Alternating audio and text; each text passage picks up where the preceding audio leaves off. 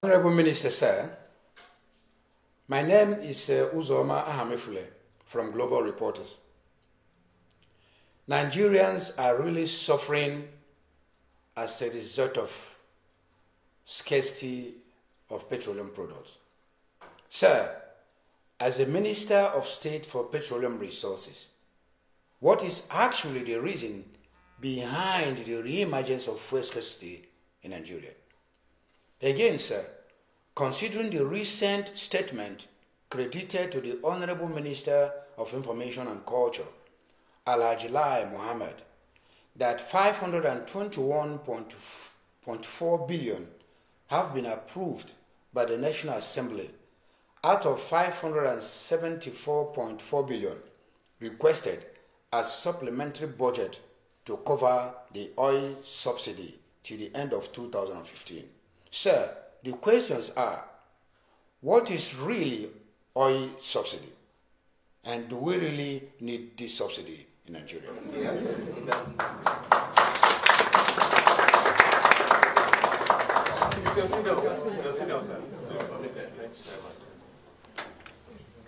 On fuel scarcity, the reason is very simple. The refineries haven't produced any molecule for the last 3 months.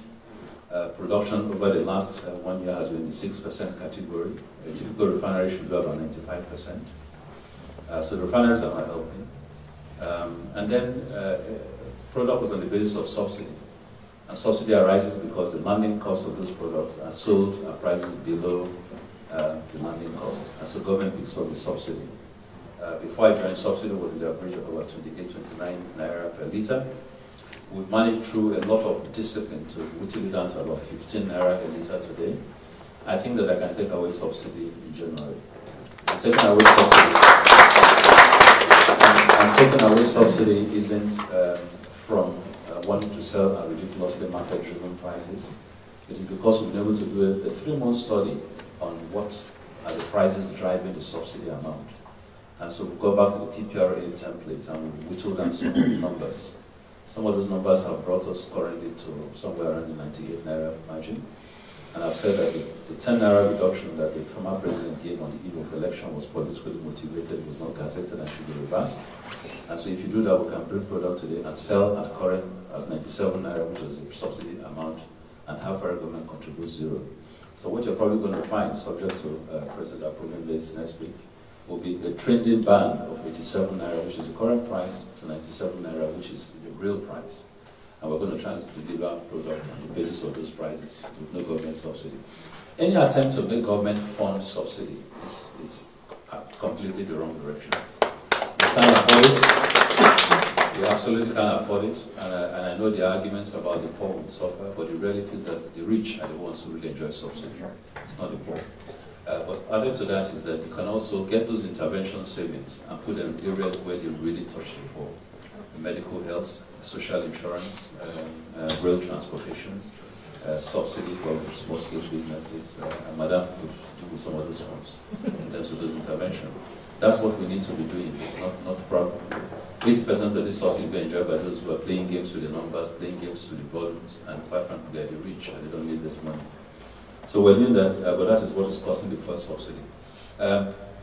Again, it's sabotage in the system because NNPC generally imports about 55%, 45% of national needs. The rest are provided by other importers. Once subsidy wasn't paid, they stopped importing. And NNPC has done a tremendous amount of work over the last 1 month trying to meet a 100% need in a 45% importation category. But what that did for us is twofold. One, it made us understand that you probably do not need the number that we bandy around as a 100% consumption, because we're not importing that number. It means that the subsidy amounts are falsified. So it's given us data that is very, very helpful in the analysis we're doing. But I proud to tell you that as of this morning, fuel queues are out of Nigeria. Everybody has fuel now. But that has come from very careful analytical study on how the logistics should operate. We've zoned the country into 7 areas. We've had people who are focusing. We're trying to move products through trucks, through lighted marine cargoes. Our pipelines are not working. I commit that in 2016, the excitement comes from me from the fact that I'm going to attack those pipelines, we're going to find solutions to them.